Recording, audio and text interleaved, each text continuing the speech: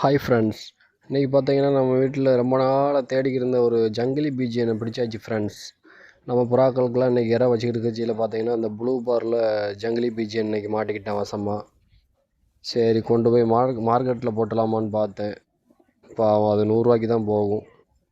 அதை போட்டு ஏன் அப்படின்ட்டு எனக்கு மனசுக்குள்ளே ஒரு சங்கடமாக இருந்துச்சு. சரி கொஞ்ச நேரம் வச்சுருப்பேன் கையில் பார்ப்பேன்னு பார்த்தா ஐசைன்லாம் பாருங்கள், அதோட மூக்கு சதை இதெல்லாம் பாருங்கள்.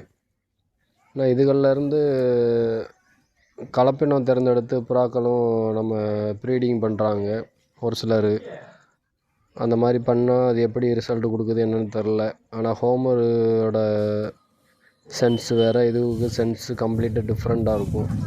இந்த காட்டு புறாக்களோட குணம் கம்ப்ளீட்டாக வேறுபட்டதுதாங்க.